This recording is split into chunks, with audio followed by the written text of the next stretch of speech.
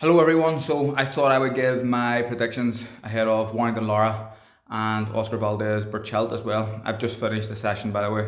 That's why I look like this. But these divisions, super bantamweight, feather, super featherweight, lightweight, these in my opinion are where boxing is at the minute. I know we've got Canelo and he's a superstar and everything else, but I think the big fights are in and around these weight divisions, and I'm proud and delighted to be a part of it.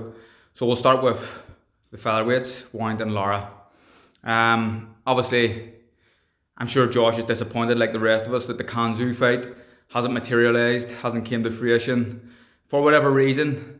I'm pretty sure I've seen a fight poster made for that, so it must have been very close.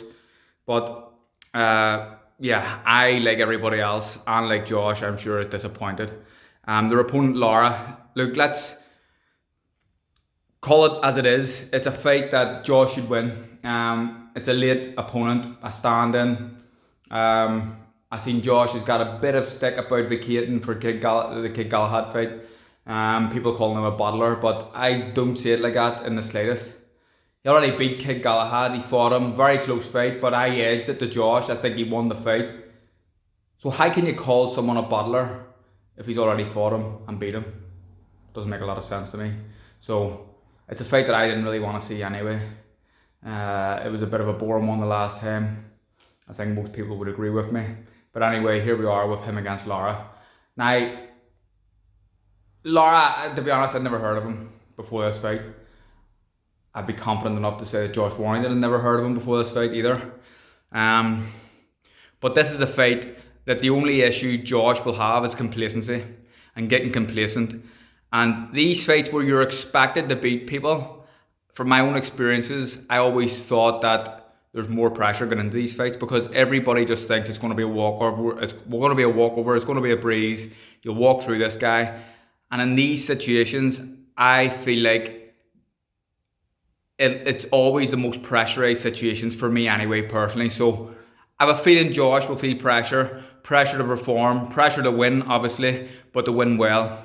I think he will be okay under the pressure.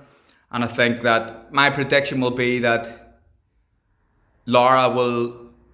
He's a Mexican, he'll have a fight for a while. I think he'll try and spoil it for a while, watching a little bit of him. But I think at some point he's going to have to hold his feet. He hasn't had a long time notice for this fight.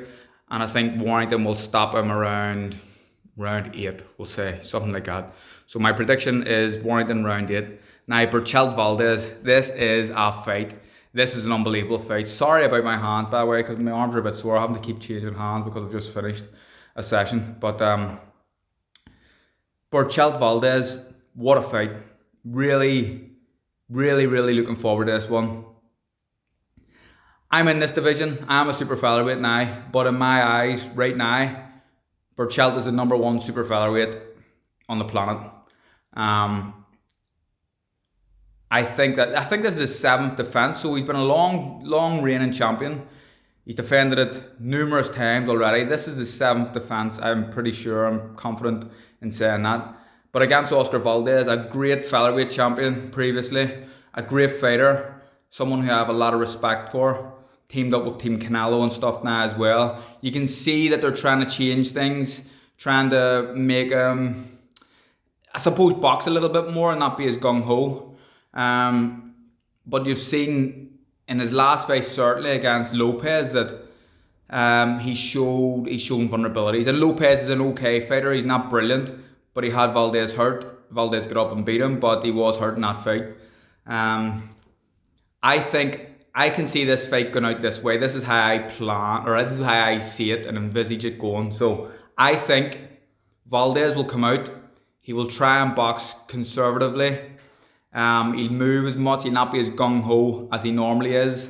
Berchelt will try and walk him down. I love how the length that Berchelt gets on his shots. You watch how he throws punches. Like the great Mexican fighters, they all do it. Canelo, Chavez, De La Hoya, Barrera, Morales, all these guys can throw big long looping shots, and they're the ones that get the power that hurt you the most. And Berchelt can do that very well. I think Berchelt will try and walk him down. I think that although Valdez will try and start conservatively, I think that he'll get nailed at some point, possibly dropped. He'll get back up and he'll have a fight. Now I think this is going to be, after a few rounds, this is going to be a shootout, a real gunfight. And I think that Berchelt has the bigger guns. And I see Berchelt knocking Valdez out around round 6. Now I don't want to do a discredit to Valdez, he's a great fighter. But I think that years of hard sparring, I've heard all the stories, I haven't seen it, but I heard that he spars very, very hard. Years of hard fights, they take their toll on you. And I think Berchelt will just be too big. But this fight's a huge fight. Credit to both guys taking it. Now, correct me if I'm wrong, but has there been an all-Mexican fight in the super featherweight division as big as this since Lara Berchelt number 3? I don't think there has.